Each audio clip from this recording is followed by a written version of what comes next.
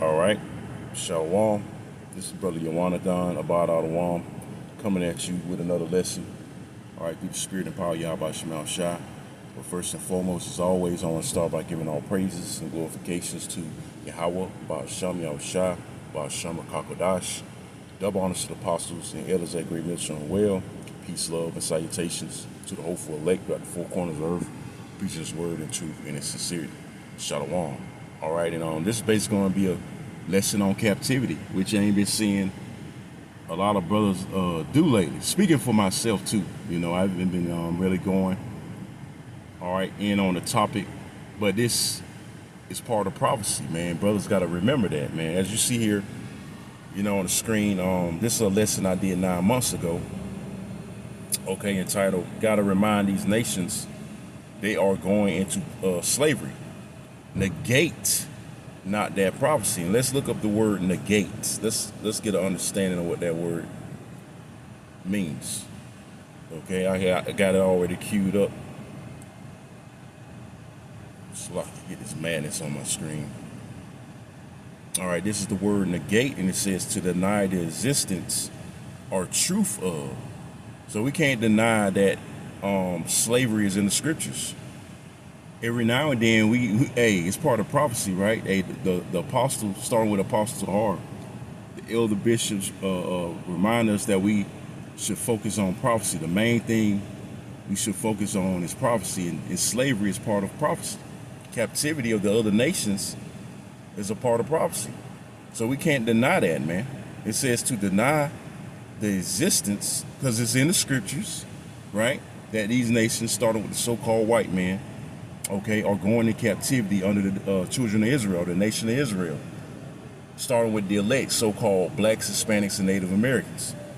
It says to deny the existence or truth of, and that's the truth. They're going into captivity whether they like it or not. Okay?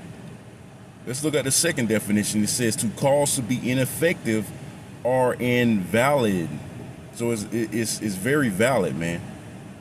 Okay? It's very valid that that this is in the scriptures, captivity, slavery, and it's not invalid, man. So, like I said, man, I ain't been seeing brothers been doing lessons on it, man. These nations going to captivity. We got to remind them they going to captivity, like I was saying in this video right here that I did 9 months ago. That goes for myself too. Okay, Lord willing, I'm gonna start doing more lessons. Okay, on these nations, starting with Esau going to captivity. Okay, and we got to be bold as a lion to proclaim it. Let's get that scripture. Let's start off with that. Got to be bold, man. Continue to be bold. The scriptures speak of being bold. All right, Salaki. I'm gonna get that in a minute. I had that queued up. This is Proverbs 28, verse 1.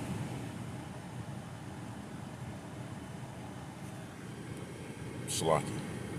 Proverbs 28, verse 1, it says, the wicked flee when no man pursueth, but the righteous are as bold as a lion. That's the point. All right? The righteous are as bold as a lion. So like it says, the wicked flee. Hey, Esau don't want to hear that he's going to captivity. Neither do these other nations, but primarily Esau. All right? He always runs to try to escape his judgment. All right? So we got to remind these Edomites and these other nations that they're going to captivity. It's very near. It's near, man. Okay? We're about at the finish line where we're going to get our recompense, because they had us in captivity. It tells you in the Apocrypha that all these nations had a hand of putting the children of Israel in captivity. So guess what? We're going to possess them, man. We're going to possess them as bondmen and bondwomen. Okay? So it says, the wicked flee when no man pursueth, but the righteous are as bold as a lion. Let's look up the word bold. With the spirit and power of Yahweh Shemal Shah. And that word is batak. Okay? It says to trust, to have confidence. That's like a compound word with con meaning with, and fidence goes in fidelity, which is synonymous with faith. So it means with faith. It says be confident, to be bold, to be secure. And we're secure. All right? We got to feel secure All right, in Yahweh Shemel Shah. It says to feel safe, be careless. All right, we got to know that being in this truth is a safe haven. All right, and these nations, starting with Esau, can do nothing against the truth, but for the truth. Like they take down our pages and videos, okay, when we speak on topics like this, man. And that's probably what brothers are afraid of, man. Just to be real, just to be honest. You know, when I'm thinking, you know, you're scared to get your video took it down. But we know how to speak in codes if that's the case. It's like when we speak on the MOTB, you know, like Apostle Hart put that decree out. Keep speaking on it, but speak in code. Keep speaking on the MOTB, which that's a must, which I do a lesson on that every week, a topic on the MOTB every week. We got to speak on that. Hey, the same thing with captivity. It's part of prophecy. Letting these nations know that they're going in captivity, man. So we got to be bold in that. Like I just read, the righteous are as bold as a lion. There's plenty of other scriptures speaking on being bold. Okay? All right? And like it says in 2 Timothy, I believe, the Most High didn't give us a spirit of fear. Okay? He didn't give us a spirit of fear, man. So stand up for Yahweh Shemel Shah, man, in righteousness and boldness. As long as we coming out, like I said in that video I did 9 months ago, okay? As long as we coming out the scriptures, what can be really said? As long as we be proving it, all right, in the scriptures, what can be really said? And I'm going to get the law on it. Let's get the law on it. Leviticus 25. I'm going to get straight to the point. Okay. Leviticus 25 and verse 44. It says, yeah, both thy bondmen and thy bondmaids, okay, which represents the slaves, okay, that's of the other nations going to tell you. It says, which thou shalt have shall be of the heathen. That's talking about the other nations, starting with Esau. It says, shall be of the heathen that are round about you. Of them shall ye buy bondmen and bondmaids. Let's read the NLT. It says, however, you may purchase male and female slaves from among the nations around you. So it's talking about the natural Gentile nations, the actual heathen. We're going to purchase, we're going to buy, we're going to have as slaves. And that's what's coming to these other nations, starting with Esau, the so-called white man, okay? Verse 45. Moreover, of the children of the strangers, okay, still talking about the heathen, that do sojourn among you, of them shall ye buy, and of their families that are with you, which they begot in your land, and they shall be your possession. So they're going to be our possession, man. Okay? And I got a precept on that. Let's read the NLT, verse 45. You may also purchase the children of temporary residents who live among you, including those who have been born in your land. You may treat them as your property. So we're going to have them as property. Just like they had us as property, starting with Esau, going back 400 plus years ago. They had us as property. We're going to have them as property. It's only fucking right, man. Okay? Verse 46, KJV.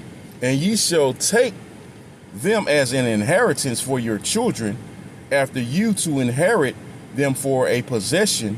They shall be your bondmen forever. So we're going to have them forever. Okay? It says, but over your brethren, the children of Israel, he shall not rule one over another with rigor. So there's a law, you know, that goes into having Hebrew servants. Okay? But you can't, unless, you know, there's they choose to be with you. But there's a law on that, having Hebrew servants for like 6 years. But the 7th year, you let them go free. Okay? But if they choose, like I said, they choose to be with you forever, they can do that. And there's a procedure in doing that. Okay? There's a procedure in doing that if they choose to dwell with you forever. But of the heathen, okay, you possess them forever. And like it says, you can't rule your Hebrew servants with rigor. All right, let's look at that word rigor, okay, which we know it means to be deal with harshly, but we're gonna look it up anyway.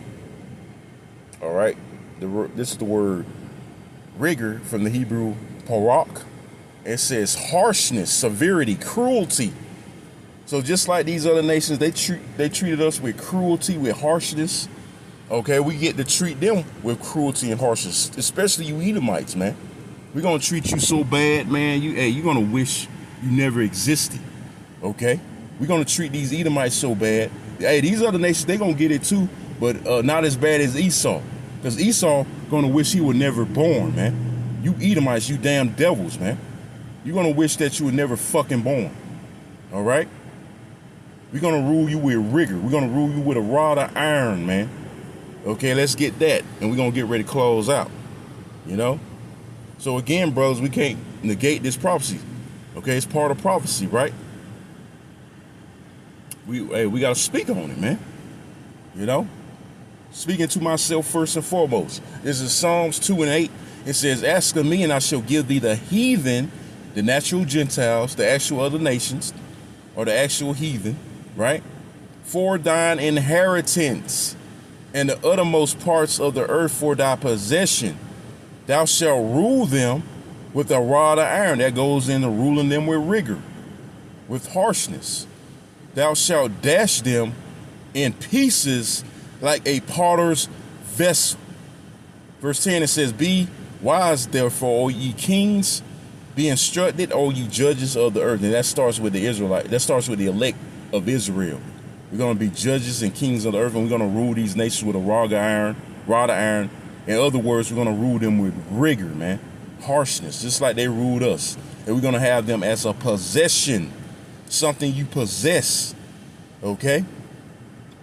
Because they're going to be given for inheritance. Let's go ahead and look up that word inheritance, okay? And it's